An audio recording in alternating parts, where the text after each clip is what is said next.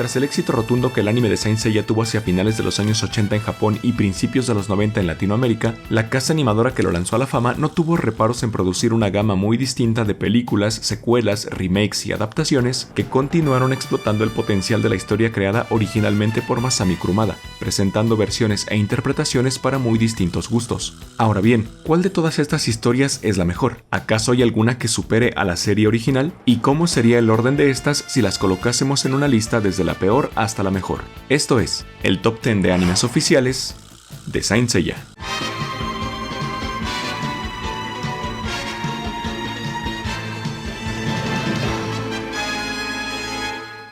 この番組はご覧のスポンサーの提供でお送りします。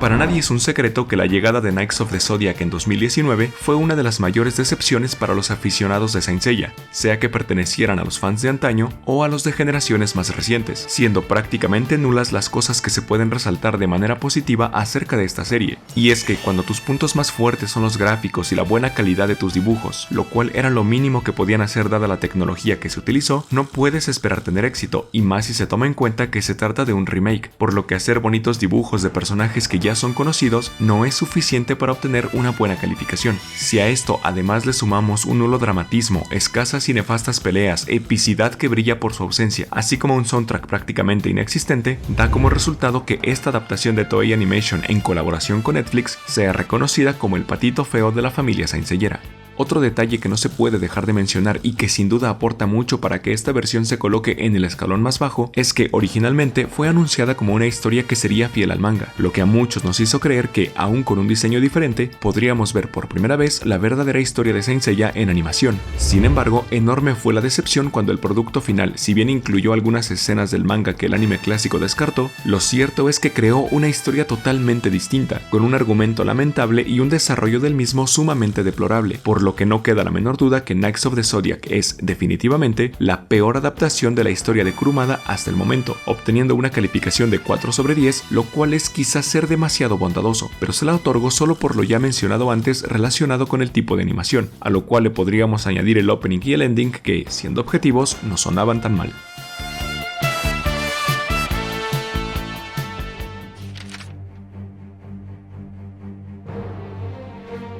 Sin duda, una de las mejores cosas que le pudo pasar a Saint Seiya Omega fue la llegada justamente de la serie que se ubica en el puesto anterior, y es que hasta ese momento el spin-off estrenado en 2012 era identificado por un gran sector del fandom como lo peor que se había hecho de Saint Seiya, más allá de que a estas alturas todos deberíamos saber que se trató de una serie creada para el público infantil, lo cual explica el estilo de dibujo que tanto desagrada a aquellos que conocimos Saint Seiya por el anime clásico, así como una mayor saturación en el color que, sin duda, la hace sumamente llamativa a la vista. Sin embargo, es justo ese estilo y diseño de personajes lo que le quita demasiados puntos si la comparamos con el resto de adaptaciones del universo de Caballeros del Zodiaco. Eso, por supuesto, sin olvidarnos de añadiduras como el uso de los elementos, las transformaciones al estilo Sailor Moon y las joyas en las que se guardaban las armaduras. Cierto, entendemos que se trata de una serie alterna que buscaba captar un público nuevo, lo cual de hecho logró, pero no me dejarán mentir que también tenía como propósito llamar la atención de aquellos que ya reconocían y gustaban de estos personajes, lo cual se comprueba al observar cómo es que siguieron incluyendo a los Caballeros de Bronce clásicos, los cuales, de hecho, cobraron mayor relevancia conforme avanzó la historia, por lo que el resultado obtenido es, en cierto sentido, una mezcla que no terminó por decantarse para un lado u otro. Con todo, en esta misma posición se ubica otro de los spin-off de la franquicia, tratándose en este caso de Saint Seiya, adaptación del manga de Chimaki Kuori que vio la luz en 2018 y que, si bien no comete los errores de Omega, tampoco destaca demasiado como para ubicarla en un escalafón superior, siendo el desarrollo de su argumento uno de sus peores pecados. Y es que, si bien el manga en que está basado es una verdadera joya, no puede decirse lo mismo de la versión animada, que fue creada como una serie promocional por lo que contó únicamente con 10 episodios, los cuales evidentemente resultaron insuficientes para abarcar de forma adecuada el primer arco de su historia base, lo que nos deja con un relato apresurado que impide la adecuada presentación de personajes, la correcta duración de las batallas y, por supuesto, la intriga y el misterio que en el manga sí se perciben. De manera que, aunque Saint Seiya podría haber sido una muy buena adaptación animada, terminó por no serlo debido a su premura, y aunque muchos le reconocen el haber vuelto al estilo Araki, en mi opinión esto también resultó ser un desacierto, pues en esta ocasión bien podrían haber conservado el genial estilo de dibujo de Chimaki Kuori, reservando el mencionado cambio para otras series que sí lo ameritaban. Entonces, ¿qué calificación le podría otorgar a estas dos historias? En mi humilde punto de vista, ambas se quedarían con un 5 sobre 10.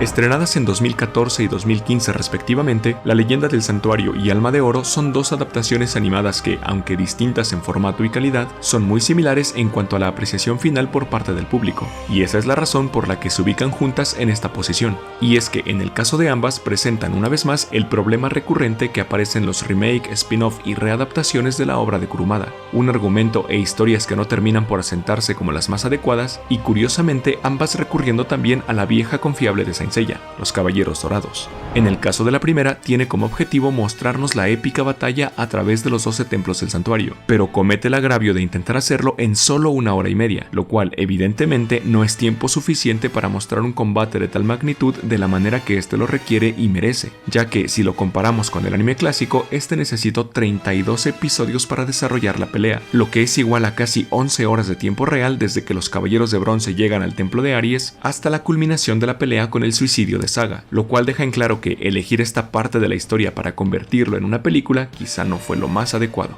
Por otra parte, tenemos el spin-off Alma de Oro, cuya premisa es la resurrección de los Caballeros Dorados en Asgard para enfrentar la amenaza que se cierne sobre esta tierra por parte de Loki. Y si bien en este caso los 13 capítulos permiten un mejor desarrollo de la historia, se nota a leguas que este anime fue hecho con pocos deseos de mostrar algo de verdadera calidad, ya que todos sabemos que su objetivo principal fue la venta de figuras por parte de Bandai. De todos modos, y a pesar de las deficiencias que manifiesta, la presencia de los Santos de Oro y las nuevas interacciones que se mostraron entre estos fueron más que suficientes para que se coloque por encima de Omega y Saint Seiya, y algo similar ocurre con La leyenda del santuario. Sin embargo, no se puede negar que ambas adaptaciones fueron bastante regulares, y lejos están de lo mejor que tiene Saint Seiya en cuanto a calidad, por lo que su calificación final oscilaría entre un 5 y un 6 para ambas historias.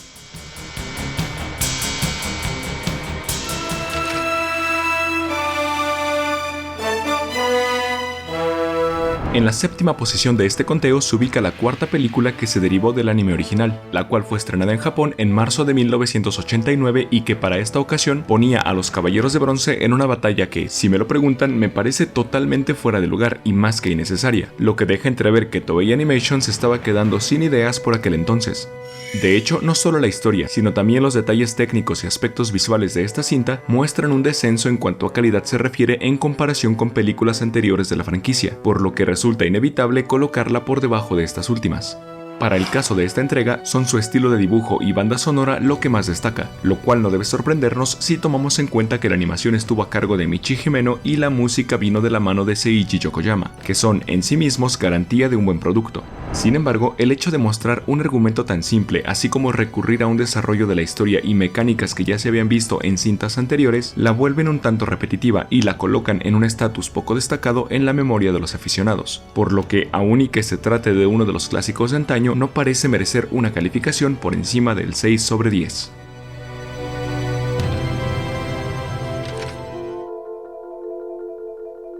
Estrenada en julio de 1987, Eris, la diosa maligna, llamada originalmente solo Saint Seiya la película, fue el primer paso de la obra que tanto nos gusta por la pantalla grande, haciendo que toda una generación de jóvenes abarrotara los cines nipones, y en la que se mostró por primera vez a Athena y sus caballeros enfrentando a la encarnación de un dios. En este caso hay poco que cuestionarle, pues aunque el argumento es en cierto sentido simple, se trataba de algo innovador para ese entonces en lo que se refiere a Saint Seiya, además de haberse desarrollado de una forma fluida y adecuada, haciendo que los 45 minutos que dura la cinta pasaran volando. Si a esto le añadimos el excelente dibujo, la genial animación y, por supuesto, la siempre épica música de Yokoyama, tenemos una primera película de Saint Seiya que estaba destinada al éxito. Y es que en este caso sí se nota el interés de Toei Animation por mostrar un producto de calidad, en el que incluso el propio Masami Kurumada se vio bastante involucrado, participando tanto en el guión como en el diseño de algunos personajes, los cuales resultaron tan bien hechos que sirvieron de base para otros que aparecerían más adelante en el anime. De manera que, si esta cinta se encuentra en esta posición, no es porque sea mala, sino porque hay adaptaciones aún mejores en este conteo, y por eso mismo la calificación que le otorgamos es de 7 sobre 10.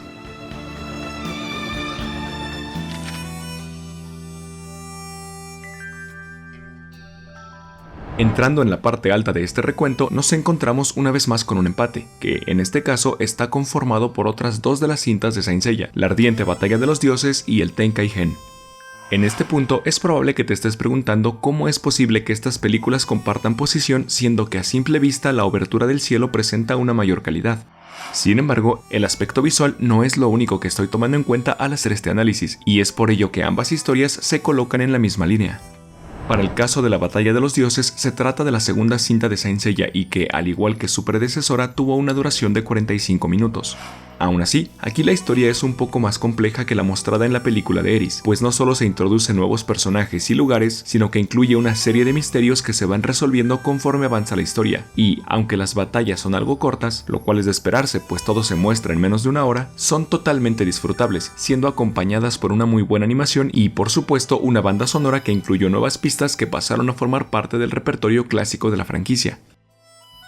Por otro lado, tenemos la Obertura del Cielo, que, tal como su nombre indica, originalmente era únicamente la introducción de la batalla decisiva en contra del Olimpo, y es justamente eso lo que le resta un poco de puntos, ya que si bien posee una calidad visual superior a cualquiera de las cintas anteriores de Saint Seiya, lo cierto es que el argumento inconcluso y sobre todo el ritmo lento que tiene la hace disfrutable, pero solo hasta después de haberla visto varias veces, y sobre todo una vez que comprendes el verdadero trasfondo de la historia. De manera que, al ser solo una especie de prólogo, no termina por asentarse del todo y su calificación no puede ser más alta, por lo que, al igual que la otra película que se ubica en este puesto, yo le daría una calificación por encima del 7, pero no suficiente para llegar a 8.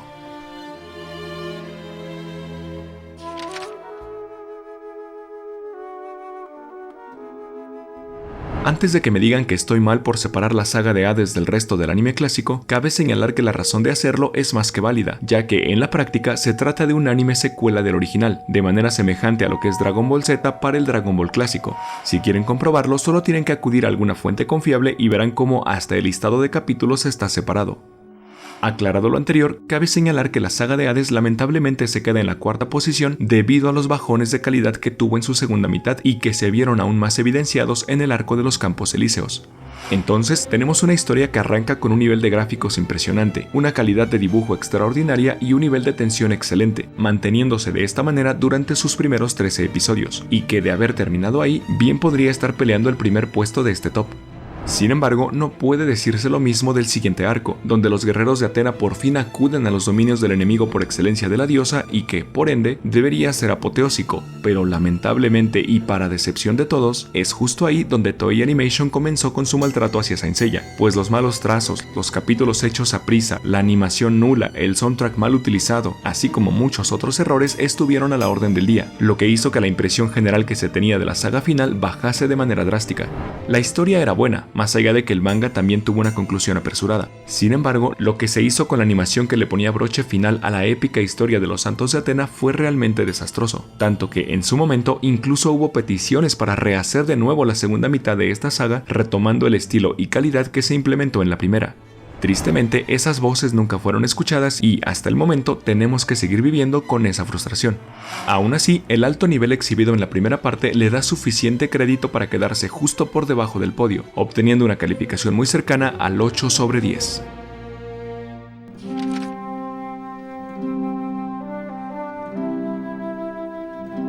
Llegamos por fin a lo mejor de este conteo y de toda la franquicia de Saint Seiya en general. En la tercera posición nos encontramos con la última película que nos faltaba por considerar y que, curiosamente, fue también la tercera en ser lanzada, estrenada en Japón en julio de 1988 con una duración de 75 minutos. La leyenda de los jóvenes Escarlata o la de Abel aquí entre amigos es, sin duda, la mejor de todas las películas de Saint Seiya hasta el momento, exponiendo una narrativa bastante fluida y siendo la primera vez que se mostraba la resurrección de los Caballeros Dorados, que si bien se basó en lo que el manga presentaba durante la saga de Hades, al no existir todavía esto último en animación, no cabe la menor duda que ver de nuevo a los santos caídos en la batalla de las 12 casas fue algo indescriptible, y más aún cuando, para esta ocasión, llegaban junto al hermano de Atena y parecían haberla traicionado, en el caso de algunos por segunda ocasión. Respecto al dibujo y la animación, así como la banda sonora y el desarrollo de la historia, todo fue realizado de forma increíble, y no podía esperarse menos pues era la época dorada de Saint Seiya, y Toei Animation lo sabía bien, por lo que en realidad hay poco que cuestionarle a esta entrega, la cual te mantiene al filo del asiento hasta el final de la misma sin importar cuántas veces la hayas visto, por lo que con total merecimiento la coloco en el tercer puesto con una calificación de 8 sobre 10.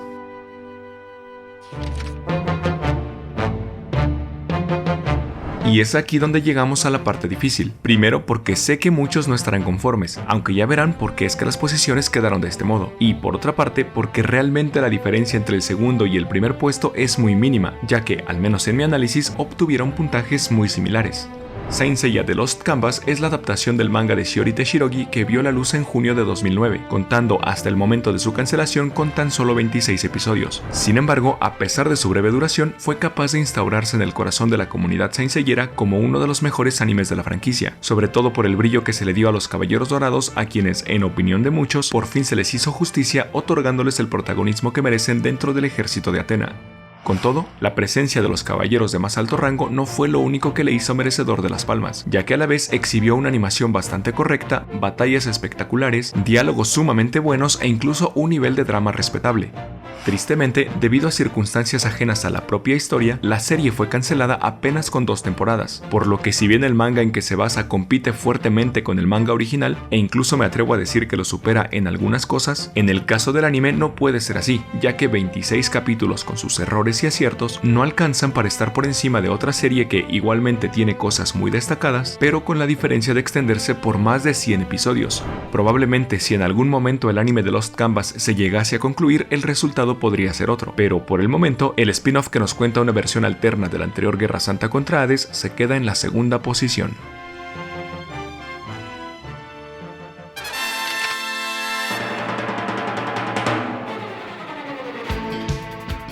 Y por supuesto que la animación Saint Seiyera que ocupa el primer puesto es el anime clásico, que exhibe como uno de sus mayores errores ciertas fallas argumentales, que tuvieron lugar debido principalmente a que Toei se anticipaba a lo que Kurumada iba desarrollando. Sin embargo, cabe destacar que, si bien ellos mismos se metieron en ese problema, lo cierto es que supieron sortear dichas fallas de forma hasta cierto punto aceptable, creando una historia homogénea que, aun con personajes, situaciones y elementos añadidos, terminó por convertirse en uno de los mejores animes de todos los tiempos, con una animación bastante aceptable para su época, combates cargados de intensidad y dramatismo, un estilo de dibujo que hasta el día de hoy continúa siendo reconocido y, sin lugar a dudas, una banda sonora única en su tipo, factores que ninguna de las otras adaptaciones contienen. Pero, ¿acaso el lienzo perdido no muestra un mejor desarrollo de la historia? Entonces, ¿por qué es que el clásico se ubica en el primer sitio? La respuesta es muy sencilla. Primero porque, aunque por poco, el anime de Toei es superior al de TMS en elementos como la ya referida banda sonora, el estilo de dibujo y diseño de personajes, así como el sentimiento y carga emocional que presentan los personajes. Y segundo, porque aún en las cosas que se muestran muy similares, como el argumento base, los gráficos, la calidad de dibujo y las batallas, en esto último cada uno a su estilo, el hecho que el primer anime extienda esto durante más capítulos le otorga cierta ventaja.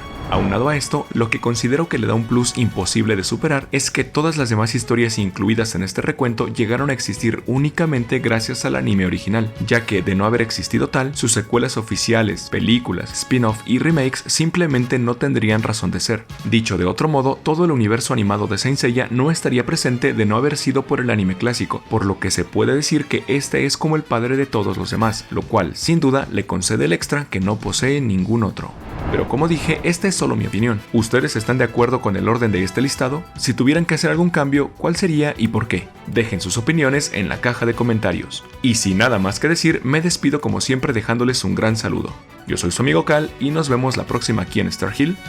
tu canal de Saint Seiya y anime.